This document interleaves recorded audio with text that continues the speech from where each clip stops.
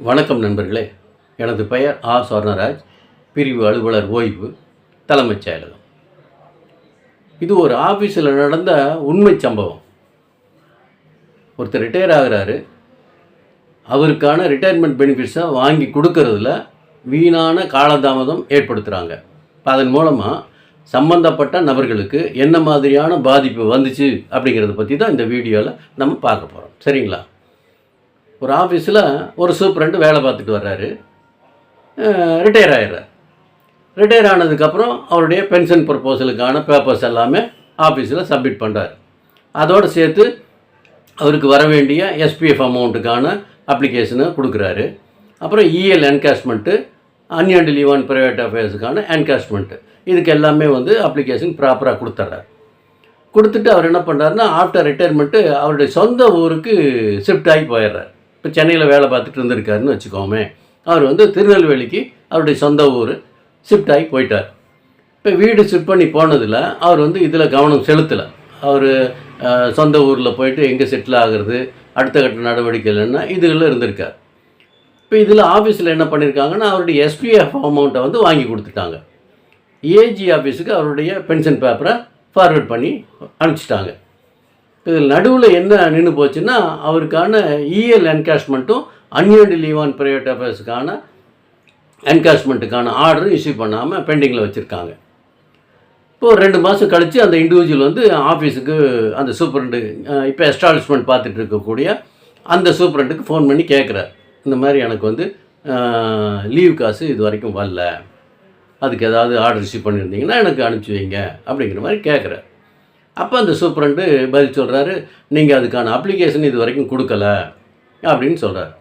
அப்போ அந்த ரிட்டையர் ஆன சூப்பரண்டு என்ன சொல்கிறாரு, நான் அந்த பென்ஷன் ப்ரப்போசலோடு சேர்த்து தான் எல்லாத்துக்குமே அப்ளிகேஷன் கொடுத்தேன், அதனால் ஆஃபீஸில் தேடி பாருங்கள், இருந்ததுன்னா அதை வச்சுட்டு எனக்கு எவ்வளோ சீக்கிரம் முடியுமோ அவ்வளோ சீக்கிரம் ஆர்டர் ரிசீவ் பண்ணுங்கள் அப்படின்னு ரிக்வெஸ்ட் பண்ணுறாரு. மறுபடியும் ஒரு 10 நாள் கழித்து அவர் ஃபோன் பண்ணுறாரு. இங்கே ஆஃபீஸில் இருக்கக்கூடிய அந்த எஸ்டாப்ளிஷ்மெண்ட் பார்க்கக்கூடிய சூப்பரண்டு அதே பதிலில் தான் திருப்பி சொல்கிறார். நீங்கள் கொடுத்த அப்ளிகேஷன் நாங்கள் ரிசீவ் பண்ண மாதிரி தெரியல, தேடி பார்க்குறோம், இருந்தால் அப்ளிகேஷனை பார்த்துட்டு நாங்கள் சேங்ஷன் ஆர்டர் ரிசீவ் பண்ணுறோம் அப்படிங்கிற மாதிரி பதில் சொல்லி வைக்கிறார். இன்னொரு தடவை அப்ளிகேஷன் கொடுங்கன்னு கூட அவர் கேட்கல, அப்ளிகேஷன் தேடி பார்க்குறேன் அப்படிங்கிற மாதிரி தான் சொல்கிறார். ஏன்னு சொன்னால், அவர் ஏற்கனவே அப்ளிகேஷன் கொடுத்துட்டாரு, அந்த அப்ளிகேஷனை மட்டும் தபாலிலிருந்து உருவி எடுத்துட்டார். அதுக்கப்புறம் பிஆர்லேயும் அதை என்ட்ரி போடாமல் வச்சுருக்கார். இப்போ இதில் என்ன கேம் ஆகிருக்கு அப்படின்னு பார்த்தோம்னா, அந்த கன்சர்ன் அசிஸ்டண்ட்டு, அந்த சூப்பரண்டு, அங்கே இருக்கக்கூடிய head of office, joint director, இவங்க 3 பேரும் அந்த ரிட்டையரான சூப்பரண்டுக்கிட்ட ஒரு அமௌண்ட்டை டிமாண்ட் பண்ணுறாங்க. இப்போ இதுதான் திரைமறைவில் நடந்திருக்கு. இப்போ அந்த ரிட்டையரான சூப்பரண்டு என்ன நினைக்கிறாரு, நம்மளுடைய காசை வாங்கிறதுக்கு இவங்களுக்கு ஏன் நம்ம பணத்தை கொடுக்கணும் அப்படின்னு ஒரு முடிவு எடுத்துகிட்டு நெகட்டிவாக பதில் சொல்லிட்டு போயிட்டார். இப்போ அதனால தான் அவருக்கு அந்த லீவ் என்கேஷ்மெண்ட்டுக்கான ஆர்டர் இஷ்யூ பண்ணாமல் வச்சுருக்காங்க. இப்போ இதுலேயே என்ன ஆயிடுச்சுன்னா, ஒரு 4 மாதம் ஓடிடுச்சு. ஒன் ஃபைன் மார்னிங் அந்த ஜாயிண்ட் டைரக்டர் ட்ரான்ஸ்ஃபர் ஆகிடுறார். அவர் மேலே நிறைய அலிகேஷன் வந்ததுனால நைட்டோட நைட்டாக அவருக்கு ட்ரான்ஸ்ஃபர் ஆர்டர் வருது. அடுத்த நாள் அவருக்கு பதிலாக வேறொரு ஜாயிண்ட் டைரக்டர் அந்த போஸ்ட்டில் ஜாயின் பண்ணுறார். இந்த விஷயம் அந்த ரிட்டையர் ஆன ஜாயிண்ட் டைரக்டருக்கு தெரியுது. இந்த ஜாயிண்ட் டைரக்டரும், அதாவது புதுசாக வந்திருக்கக்கூடிய ஜாயிண்ட் டைரக்டரும் அந்த ரிட்டையர் ஆன சூப்பரண்டும் ஒரு காலத்தில் வேறொரு ஆஃபீஸில் வேலை பார்த்துருக்காங்க. ஏற்கனவே அறிமுகம் இருந்திருக்கு.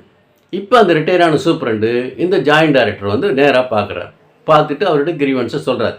நான் இந்த தேதியில் ரிட்டையர் ஆனேன், என்னுடைய அப்ளிகேஷன் எல்லாத்தையுமே ப்ராப்பராக சப்மிட் பண்ணிட்டு போயிருந்தேன், ஆனால் என்னுடைய அப்ளிகேஷனில் இந்த EL and unearned leave on private அஃபேர்ஸுக்கான என்கேஷ்மெண்ட்டுக்கான அப்ளிகேஷன் இல்லைன்னு இந்த சூப்பரண்டும் அசிஸ்டண்ட்டும் சொல்கிறாங்க. பழைய ஜாயிண்ட் டைரக்டரும் இவங்களும் சேர்ந்துக்கிட்டு எங்கிட்ட ஒரு அமௌண்ட் டிமாண்ட் பண்ணாங்க, அதை கொடுக்காதனால எனக்கு இது வரைக்கும் ஆர்டர் இஷ்யூ பண்ணாமல் வச்சுருக்காங்க அப்படிங்கிற மாதிரி புகார் சொல்கிறார். இப்போ இந்த ரிட்டையரான சூப்பரண்டை பற்றி அந்த ஜாயிண்ட் டைரக்டர் நல்லா தெரியும். ஏன்னா ஏற்கனவே 2 பேரும் ஒரு ஆஃபீஸில் வேலை பார்த்துருக்காங்க. அதனால் அவர் சொல்கிறதில்ல நம்பகத்தன்மை இருக்குதுன்னு நினச்சிட்டு அந்த ஜாயிண்ட் டைரக்டர் அந்த கன்சர்ன்டு எஸ்டாப்ளிஷ்மெண்ட் பார்த்துட்டு இருக்கக்கூடிய சூப்பரண்டையும் அந்த அசிஸ்டண்ட்டையும் கூப்பிட்டு விசாரிக்கிறார். இந்த மாதிரி ஒரு அப்ளிகேஷன் கொடுத்தாங்கிறாரு, நீங்கள் இல்லைன்னு சொல்கிறீங்களே, எது உண்மை அப்படிங்கிறாங்க. இவங்க சொல்கிறாங்க, இந்த மாதிரி அவர் அப்ளிகேஷனே கொடுக்கல சார் அப்படின்ட்டு. அப்போ அந்த ஜாயிண்ட் டைரக்டர் அங்கே இருக்கக்கூடிய டெப்டி டைரக்டர் கூப்பிட்டு அந்த சூப்பரண்டு மேலேயும் அந்த கன்சர்ன்ட் அசிஸ்டண்ட் மேலேயும் சார்ஜை ஃப்ரேம் பண்ண சொல்கிறார். என்ன சொல்கிறாருன்னா, இவங்களுக்கு விதி தெரியலை அப்படின்னு ஃபஸ்ட்டு குற்றச்சாட்டு. அது ஃபண்டமெண்டல் ரூல் 86 என்ன சொல்கிறாங்க அப்படின்னு சொன்னால், ஒருத்தர் ரிட்டையர் ஆகிறார் அப்படின்னு சொன்னால் அவருக்கு ஏர்ன் லீவ் மற்றும் அன்ஏர்ன்டு லீவ் ஆன் ப்ரைவேட் அஃபேர்ஸுக்கான காசை உடனே வாங்கி கொடுக்கணும் வித்தவுட் கெட்டிங் எனி அப்ளிகேஷன். சுயமோட்டாவாக ஆர்டர் இஷ்யூ பண்ணி அவங்களுக்கான காசை வாங்கி கொடுக்கணும் அப்படின்னு தான் இருக்கே தவிர அப்ளிகேஷன் வாங்கணும்னு எங்கேயும் இல்லை. ஆனால் இவங்க அவர்கிட்ட அப்ளிகேஷன் வரட்டும் அப்படிங்கிறதுக்காக வெயிட் பண்ணிகிட்டு இருக்கிறாங்க. அப்போ இவங்களுக்கு விதி தெரியலை, அதனால் அரசினுடைய அடிப்படை விதி கூட தெரியாமல் இவங்க பணியில் இருக்கிறாங்க அப்படின்னு அவங்க மேலே குற்றச்சாட்டை சுமத்துங்க அப்படின்னு முதல் குற்றச்சாட்டு. ரெண்டாவது குற்றச்சாட்டு, இந்த ரிட்டையர் ஆன சூப்பரண்டு ரிட்டையர் ஆன தேதி இந்த தேதி. இப்போ அதிலிருந்து இந்த தேதி வரைக்கும் 4 மாதம் முடிஞ்சு போச்சு. இப்போ அவருக்கு வாங்கி கொடுக்க வேண்டிய அந்த ஏர்ன் லீவுக்கான தொகை எவ்வளவு, அதே மாதிரி அன்ஏர்ன்டு லீவ் ஆன் ப்ரைவேட் ஆஃபீஸ்க்கான தொகை எவ்வளவு, ரெண்டையும் கூட்டிகிட்டு அதுக்கு இந்த தேதி வரைக்கும் எவ்வளோ இன்ட்ரெஸ்ட் வரணும் அப்படிங்கிறதையும் ஒர்க் அவுட் பண்ணுங்கள். அந்த இன்ட்ரெஸ்ட் அமௌண்ட்டை இந்த சூப்பரண்டும் அந்த அசிஸ்டண்ட்டும் 50% சேர்த்து கட்டணும் அப்படிங்கிற மாதிரியான ஒரு ஆர்டருக்கு கன்க்ளூஷனுக்கு எனக்கு ஃபைலை புட்டப் பண்ணுங்கள், டிசிப்ளின் ஆக்ஷனுக்கு ஃபைலை புட்டப் பண்ணுங்கள் அப்படின்னு அந்த டெப்டி டைரக்டருக்கு ஒரு இன்ஸ்ட்ரக்ஷன் கொடுக்குறாரு. இப்போ இது நம்ம எதை பார்க்கணும் அப்படின்னு சொன்னால், ஒரு இண்டிவிஜுவல் கவர்மெண்ட் சர்வெண்ட்டு 25 வருஷம் 30 வருஷம் 35 வருஷம் சர்வீஸ் போடுறாங்க. அவங்க சர்வீஸில் இருக்க வரைக்கும் சம்பளம் வாங்கிடுவாங்க. ரிட்டையர் ஆனதுக்கு அடுத்த மாதம் அவங்களுக்கு அந்த சம்பளம் அப்படிங்கிறது வராத ஒரு சூழ்நிலை வரும்.